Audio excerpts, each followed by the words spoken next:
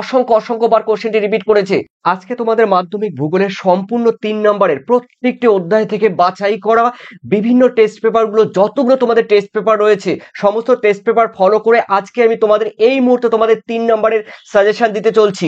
প্রত্যেকটি অধ্যায় থেকে বাছাই করা কোয়েশ্চেন এবং কোনগুলো গুরুত্বপূর্ণ এবং যেগুলো কোনগুলো টেস্ট পেপারে বারবার রিপিট করেছে সেই কোয়েশ্চেনগুলো তোমাদের সম্মুখে একদম চোখের সামনে নিয়ে এসেছি।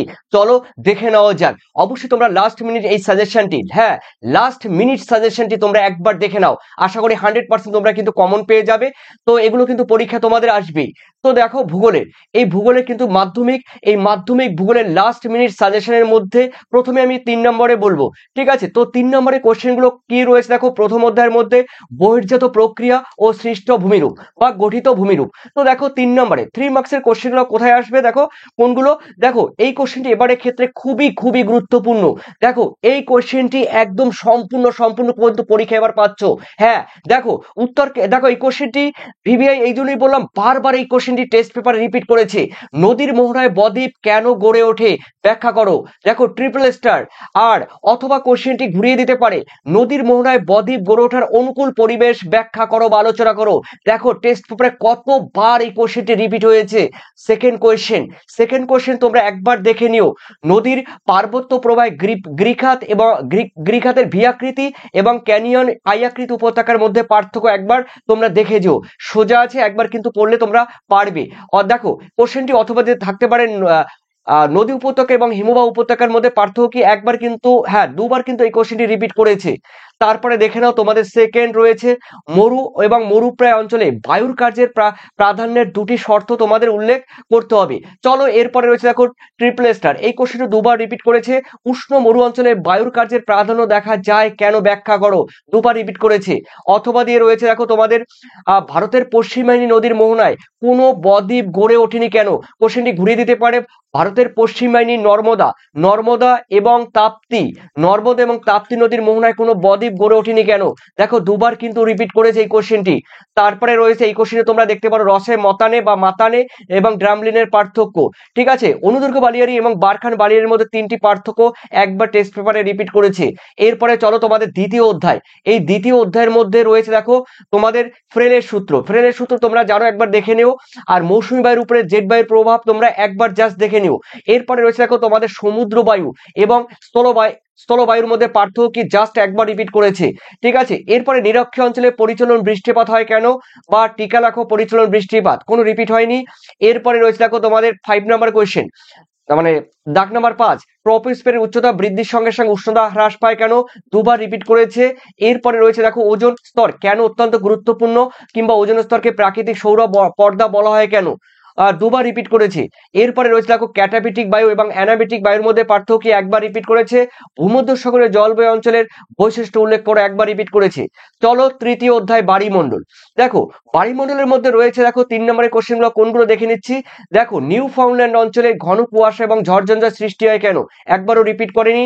তারপরে পূর্ণিমার জোয়ার অপেক্ষা অমাবস্যার জোয়ার অধিক শক্তিশালী কেন। তারপরে রয়েছে দেখো সমুদ্র স্রোত এবং সমুদ্র তরঙ্গের মধ্যে পার্থক্য কি। দেখো কোশ্চেন কিন্তু রিপিট হয়নি, জাস্ট একটি কোশ্চেন রিপিট হয়েছে। প্রতিদিন একই সময় জোয়ার ভাটা হয় না কেন। তারপরে রয়েছে দেখো জোয়ার ভাটা এবং মানে ভরা জোয়ার এবং মরা জোয়ারের মধ্যে তুলনামূলক আলোচনা করা, একবার রিপিট করেছে। এরপরে তোমাদের রয়েছে দেখো চতুর্থ অধ্যায়ের মধ্যে রয়েছে দেখো তোমাদের খুব গুরুত্বপূর্ণ, এখান থেকে কোশ্চেন কিন্তু দুটি থাকবে। বজ্র ব্যবস্থাপনায় শিক্ষার্থীদের ভূমিকা আলোচনা করো, অনেকবার টেস্ট পেপার রিপিট করেছে। এরপরে দেখে নাও তোমাদের অথবা যে কোশ্চেন থাকতে পারে, 10ম শ্রেণীর শিক্ষার্থী হিসেবে বজ্র ব্যবস্থাপনায় তোমার ভূমিকা আলোচনা করো। হ্যাঁ প্রিয় শিক্ষার্থীরা দেখো বারবার বজ্র ব্যবস্থাপনায় শিক্ষার্থীদের ভূমিকা কি, এই কোশ্চেনটি টেস্ট পেপারে অসংখ্যবার রিপিট করেছে। এরপরে দেখে নিচ্ছি তোমাদের পরে রয়েছে দেখো বজ্র কম্পোস্টিং পদ্ধতির সুবিধাগুলো কি কি। তারপরে রয়েছে দেখো বজ্র ব্যবস্থাপনার প্রয়োজনীয়তাগুলি উল্লেখ করো, 3বার রিপিট করেছে। তারপরে রয়েছে দেখো 4 ভাগীরথীর হুগলি নদীর জল বিভিন্ন বজ্রের দ্বারা কিভাবে দূষিত হচ্ছে, ঠিক আছে? দূষিত কিভাবে হচ্ছে, অথবা বলতে পারে দূষিত হওয়ার প্রভাবগুলো কি কি। প্রভাব কথার মানে ফলাফল, প্রভাব কথার মানে কিন্তু ফলাফল কি কি। এরপরে অথবা দিয়ে কোশ্চেনটা এরকম ঘুরিয়েও দিতে পারে এই প্রভাবগুলি। এরপরে রয়েছে দেখো তোমাদের 5-এ বজ্রের পরিমাণগত হ্রাস কিভাবে করা সম্ভব, দুবার দিয়েছে। দেখো বজ্রপথ যে পরিমাণগত বজ্রপথ প্রচুর পরিমাণে বাড়ছে, সেটা কি করে কমাতে হবে, ঠিক আছে, সে কিভাবে কমানো যাবে তার উপরে তোমাদের এটা উত্তর লিখতে হবে।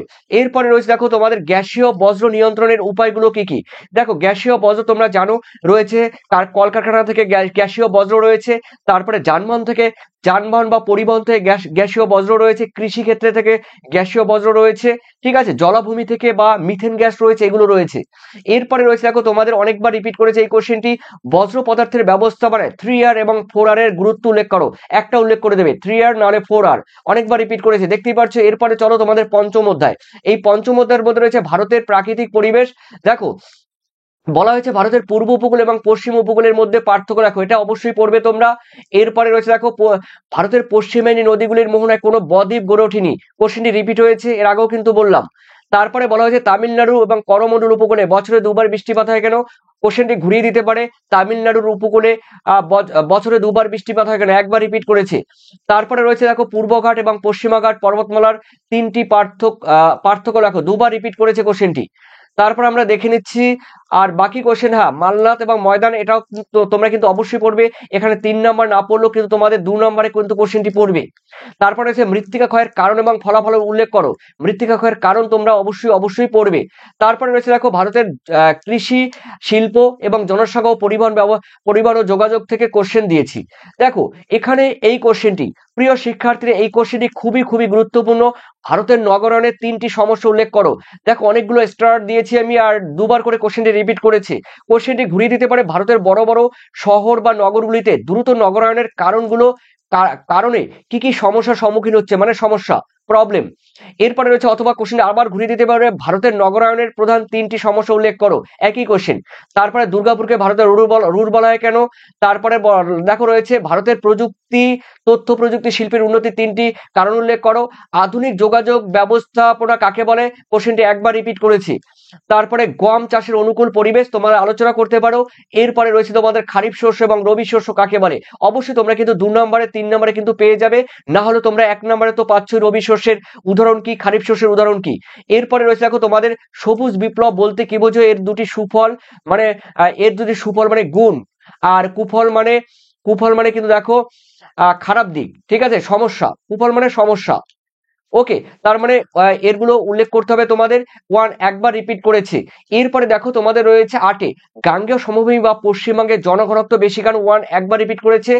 ভারতের রেলপথে 3টি সুবিধা উল্লেখ করে, একবার রিপিট করেছে। শস্যাবর্তন কৃষি কাকে বলে, একবার রিপিট করেছে। দেখো এই কোশ্চেনটি খুবই গুরুত্বপূর্ণ একটি কোশ্চেন। দেখো পাঞ্জাব এবং হরিয়ানা রাজ্যে কৃষির উন্নতির প্রধান 3টি কারণ সংক্ষেপে উল্লেখ করো। ঠিক আছে। এরপরে রয়েছে দেখো তোমাদের ভূবৈচিত্র্য সূচক এবং উপগ্রহ চিত্রের থেকে তোমাদের কোশ্চেন। দেখো এই কোশ্চেন, এখান থেকে কোশ্চেন কিন্তু থাকছেই। ভূবৈচিত্র্য সূচক মানচিত্রের 3টি ব্যবহার মানে গুরুত্ব বা প্রয়োজনীয়তা, একই কোশ্চেন। দেখো অনেকবার টেস্ট পেপারে রিপিট করেছে। এরপরে দেখো রয়েছে তোমাদের আধুনিক যোগাযোগ ব্যবস্থা বলতে কি বোঝো, 2বার রিপিট করেছে। উপগ্রহ চিত্রের 3টি বৈশিষ্ট্য বা বৈশিষ্ট্য পারলেও কিন্তু ব্যবহার পারবে, আলোচনা করো, অনেকবার রিপিট করেছে। এরপরে রয়েছে দেখো ভূ সমলয় এবং সূর্য সমলয় উপগ্রহগুলোর মধ্যে পার্থক্য কি, অর্থাৎ জিও স্টেশনারি এবং সিনক্রোনাইজ স্যাটেলাইটের মধ্যে পার্থক্য কি, অসংখ্যবার কোশ্চেনটি রিপিট করেছে। তারপর দেখে না তোমাদের 5 ভূবৈচিত্র্য সূচক মানচিত্রের বৈশিষ্ট্য উল্লেখ করো, 3বার রিপিট করেছে। দূর সংবেদন ব্যবস্থার সুবিধা, গুণাগুণ এবং অসুবিধা তোমাদের উল্লেখ করো। দেখো সুবিধা যা গুণাগুণ একই, ঠিক আছে, উল্লেখ করো, তোমাদের রয়েছে 2বার রিপিট করেছে। ভগ্নাংশ সূচক স্কেলের ব্যবহার উল্লেখ করো, 2বার রিপিট করেছে। দেখো এই কোশ্চেনগুলো আশা করি তোমরা কভার করতে পারলে, আশা করি এর মধ্যে থেকে তোমরা কমন পেয়ে যাবে। আর 2-1টা কোশ্চেন যদি তোমাদের ঘুরিয়ে দেয়, অবশ্যই তোমরা কিন্তু সম্পূর্ণ লিখে দিয়ে আসবে, কোনো কোশ্চেন কিন্তু তোমরা ছাড়বে না।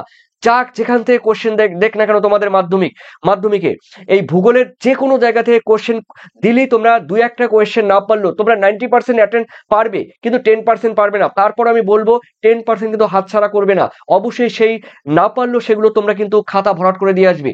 ইয়েস, হ্যাঁ, তোমরা তোমাদের মূল্যবান কমেন্ট সেকশনে জানিও। তোমাদের 5 নম্বরের কোশ্চেনগুলো অবশ্যই তোমরা পেয়ে যাবে। আর তোমাদের ম্যাপ পয়েন্টিং WBBSC টেস্ট পেপারের সম্পূর্ণ সলভ করিয়ে দিয়েছি বা দিচ্ছি এখনো অলরেডি, তোমরা কিন্তু সেগুলো দেখে আসতে পারো। এর পরের দিন থেকে তোমাদের 5 নম্বরের কোশ্চেনগুলো দেবো, তোমরা কিন্তু সেগুলো অবশ্যই দেখে আসবে। অবশ্যই তোমরা কিন্তু পরীক্ষায়, ফাইনাল পরীক্ষায় লাস্ট মিনিট সাজেশনে তোমরা মাধ্যমিক পরীক্ষা হেল্পফুল হবে। ধন্যবাদ তোমাদের সবাইকে। কমেন্ট করো।